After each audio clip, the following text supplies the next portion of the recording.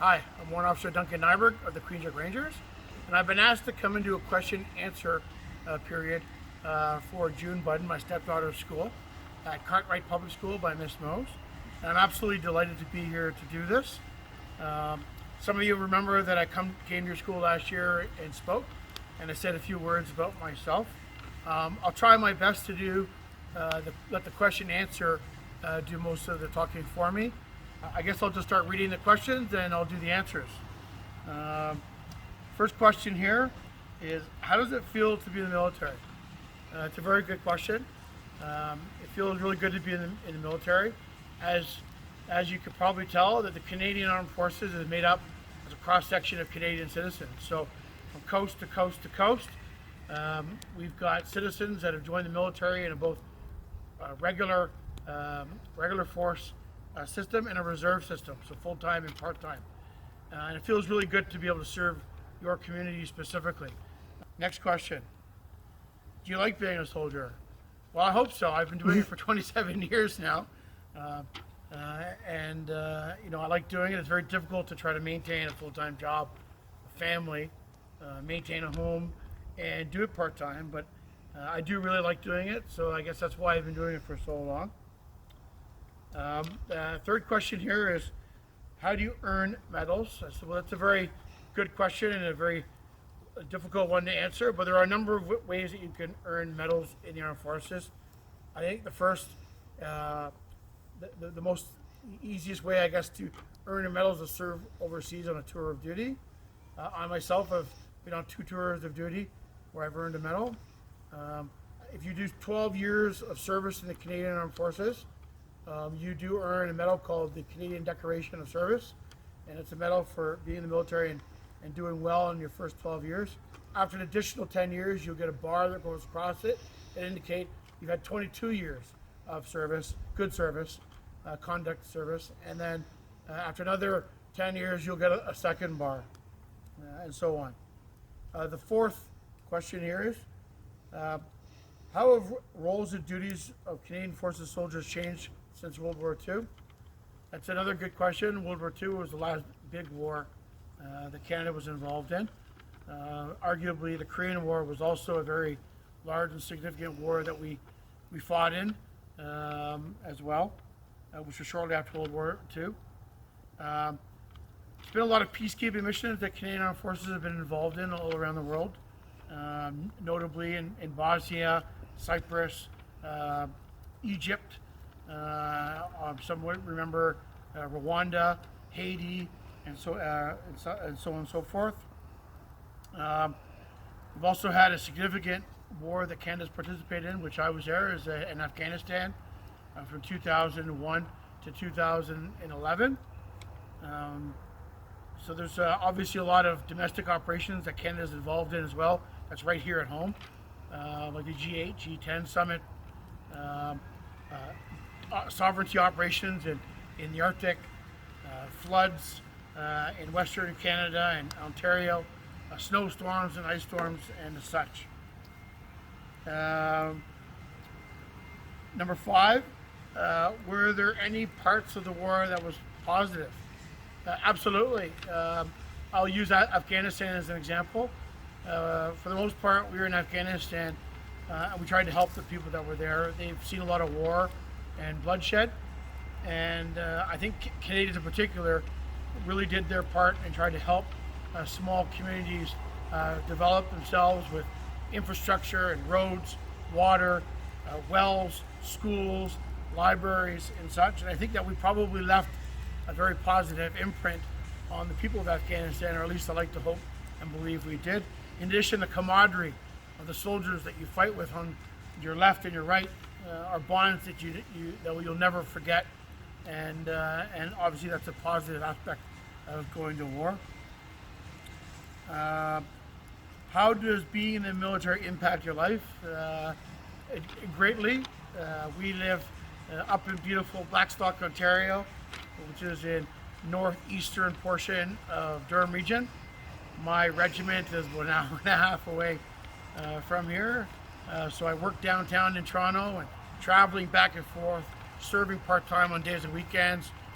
Teaching on courses is very difficult to do. and I find it harder and harder to do as I get older and trying to raise a family as well. So yeah, it impacts my life greatly. Um, did you always want to be a soldier, and what made you want to join the army? That's a good question. I'm gonna leave it simple. I joined Army Cadets when I was about 12 years old, and I knew nothing about the military. I knew nothing about the Canadian Forces. I knew nothing about the cadet system, but I knew after just being there for a few nights that the military career was going to be for me. Um, Thoroughly enjoyed my time in the military and my time in cadets, so it was just the obvious next step for me to join the military. Number 8, where did you serve? I served in 2 theaters of war. Kosovo. This is in 1999 until the year 2000. I was there for 6 months. And I was also in Afghanistan in 2008, 2009. And what countries have I been to because of the military? That's a really good question. Because of my time in the military and serving overseas, there's a lot of countries that we go on vacation to and R&R and deployed to that is really really opened my eyes to the world and give me an opportunity to see that world and the different people around it. I've been to Afghanistan and Kosovo, Greece, Macedonia, England, France, Spain, Germany, Italy, Dubai, Thailand, Malaysia, and that's probably just half the countries I've been to, all the ones I can remember just off the bat. But the military has given me lots of opportunity to travel, which is amazing. What was the best thing about being in the military? There's so many good things about being in the military. Having stability, a sense of pride. For me personally, it probably kept me out of trouble. And I don't think that I'd be the same person I am right now, the same characteristics I have if I didn't join the Army Cadets when I did in 1988, and then the military in 1994. So absolutely, probably the character that is given me and the esprit de corps and the person I am is probably the best part about me being in the military. What kind of skills do you have by being in the military? I think one of the most important skills that I've learned is the ability to listen and do what I'm told. I have a civilian employment, which is very difficult to do, and we have a chain of command in my civilian job that requires you to do what you're told from a foreman and a supervisor above him. And I find that a lot of my peers have difficulty doing what they're told, and it comes naturally to me. So that's definitely a skill I have. Also, my strength. I have a lot of strength, and my job requires me to be able to lift, move, push, fix, build. And the military has given me a lot of those skills that I've transferred to my job as an elevator mechanic. Are you able to speak to your family at all when you're overseas? That's a very good question. My first tour in 1999 versus my tour in 2008 and 2009, the technology had changed greatly. We were just starting to use digital cameras and have access to the internet. Cell phones were pretty new then. So we did have an ability to email home, but I think we were still writing letters back home and to our families as our main way of communicating, because it was difficult to get access to the 1 or 2 phones to call our families back home and to get access to a computer. I think we had 2 computers for the 200 members of our squadron, and trying to get access to that computer was difficult. Fast forward to Afghanistan, I had internet in my room.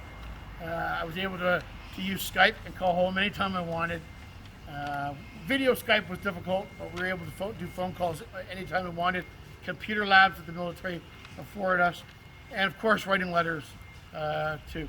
So yeah, we were able to talk to our families back home. In fact, I did speak to my family probably at least once a week when I was in Afghanistan. What type of food did you eat over there? Another good question. There's 2 types of food that you can usually have access to, and one being IMPs, individual meal packs. Those are army rations you eat when you're outside and away from camp. I think June brought some of them to your school last year, and everyone had an opportunity to take a look at them. boil in a bag type meals. Sorry I don't have any to show you right now. They all expired.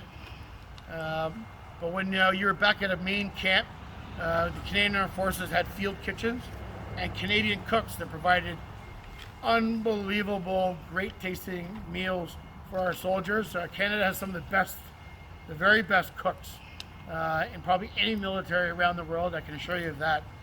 And when we were on bigger bases, like in Kandahar, they had a DFAC, a dining facility. That were very large cafeteria styles, eating facilities that were very good as well.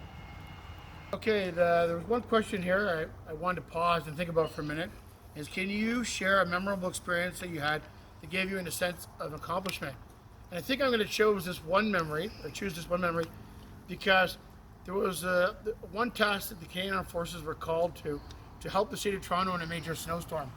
And Mayor Mel Lastman and the city of Toronto was given a little bit of, they're made fun of a little bit about having to call the military to do this, but I don't think people outside of the city of Toronto realized how devastating that snowstorm was in '98.